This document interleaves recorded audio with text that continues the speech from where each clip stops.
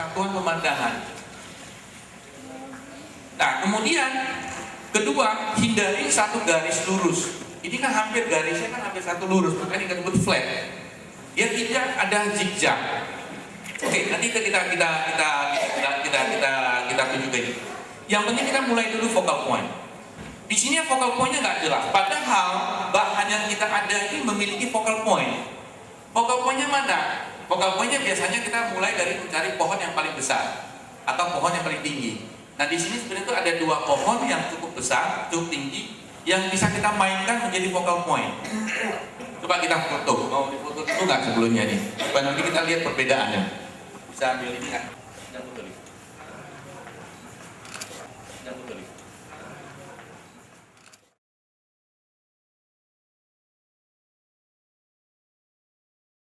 Oke. Nah, focal point-nya. Di sini kita lihat focal point-nya nggak jelas. Jadi di sini ada dua, paling tidak ada dua pohon yang kesannya itu mereka bersaingan. Padahal dua pohon ini itu kita bisa gabungkan menjadi satu untuk menjadi satu kelompok yang dominan, yang menjadi focal point.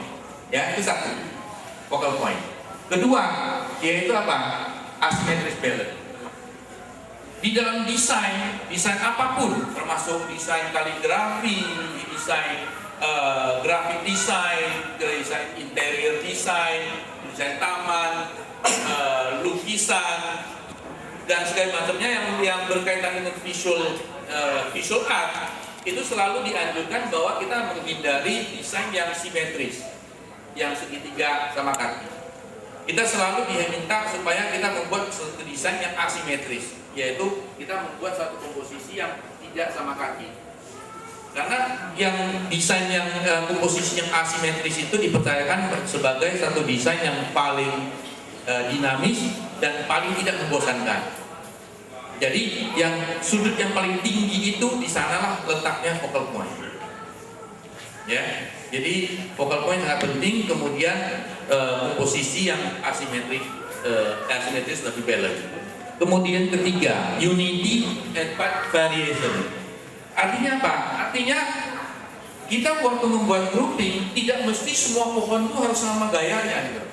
Kalau kita bisa gabung dengan semakin banyak gaya yang berbeda dalam satu karya grouping, itu impact-nya akan lebih besar. Tapi dengan catatan secara semua perbedaan itu kita harus bisa set dalam satu setting yang unity, yang secara terpadu, yang semua bercerita pada cerita yang sama, tema yang sama. Jadi umpamanya kalau nanti semua ada yang gerak lurus, kemudian ada yang slanting atau ada yang cascade, kita harus tahu di mana kita letakkan. Di mana di kondisi pemandangan seperti itu apa yang ada pohon yang slanting umpamanya. Ini kita kemudian kalau lurus-lurus itu bisa di kontur yang agak tinggi. Kemudian yang miring itu bisa kita pakai umpamanya di pinggir-pinggir yang bukitnya, atau untuk kita slanting ke belakang supaya kita menarik perspektif background umpamanya. Kalau ada yang slanting, kita bisa taruh di samping untuk mensimbolkan bahwa di sini ada air umpamanya. Nah, ini semua kita harus set sedemikian rupa supaya ada satu kesatuan dalam variasi. Jadi semakin banyak variasi yang kita bisa set, maka impact dari desain secara keseluruhan akan semakin baik. Kemudian 4 skala. Nah, skala itu macam-macam. Skala pohon juga menjadi masalah. Kenapa? Kita ini kan berkarya dalam satu wadah yang sangat terbatas, sangat kecil, ya kan? Tapi dalam wadah yang kecil ini kita harus menciptakan satu pemandangan yang punya perspektif. Sehingga apa? Sehingga di sini kita permain skala. Pohon yang mana yang harus kita letakkan di mana? Pohon yang kecil kita harus letakkan di depan atau di belakang. Kemudian permainan kontur. Nanti supaya kita membuatkan ilusi-ilusi sehingga setiap pohon itu memberikan skala pembanding, sehingga secara keseluruhan itu nanti terkesan ada background, ada pohon-pohon yang kesannya agak jauh umpamanya. Ya, nanti skala juga ada permainannya dengan apa? Dengan lumut. Jadi kalau kita pakai lumut yang berjenis-jenis, lumut yang besar atau yang agak kasar kita harus taruh di depan. Lumut yang halus kita harus taruh di ujung belakang. Karena itu kan ibaratnya rumput. Kalau rumput yang di belakang jauh kan ternyata lebih kecil. Nah ini permainan skala.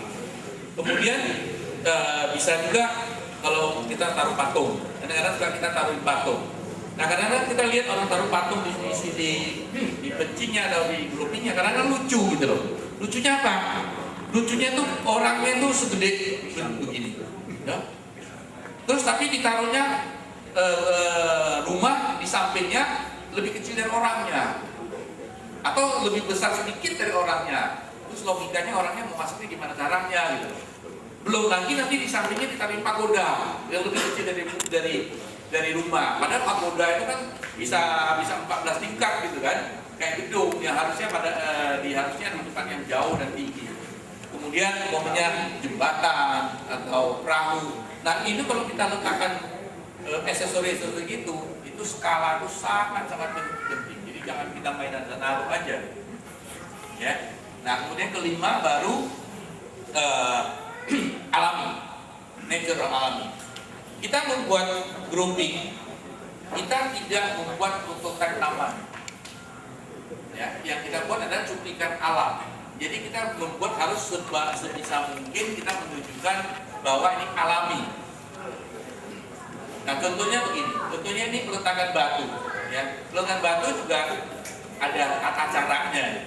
Jadi kalau kita batu cuma kita letakkan begini, ini kurang bercerita gitu loh. Ya kan? Kurang bercerita. Lagi kenapa? Ini batunya relatif hampir sama besarnya. Kemudian kita letaknya juga tidak mengikuti aspek estetika. Umpamanya ini garis pada satu garis yang lurus. Kemudian ini setiap kelompok ini hampir besar kelompoknya. Jadi ini semua itu membuat secara keseluruhan itu jadi kurang alami. Ya, coba kita rubah sedikit. Sambil ini kita rubah.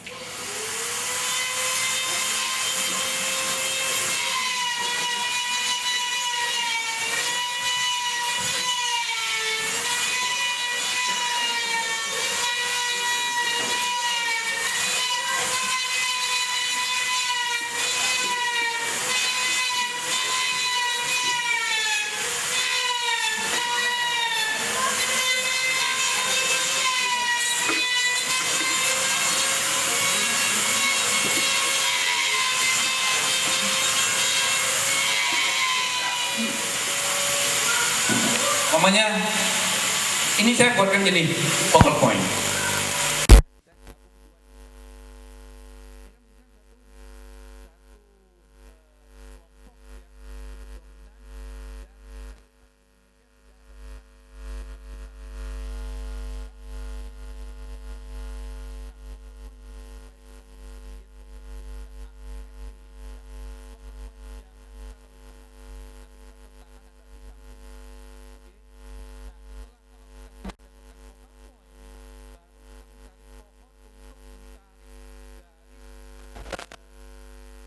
Namanya garis pembanding.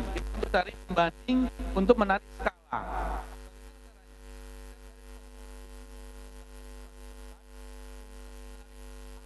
Menunjukkan apa di pohon ini? Karena kita nggak ada pembanding, kita bisa memberikan ilusi seberapa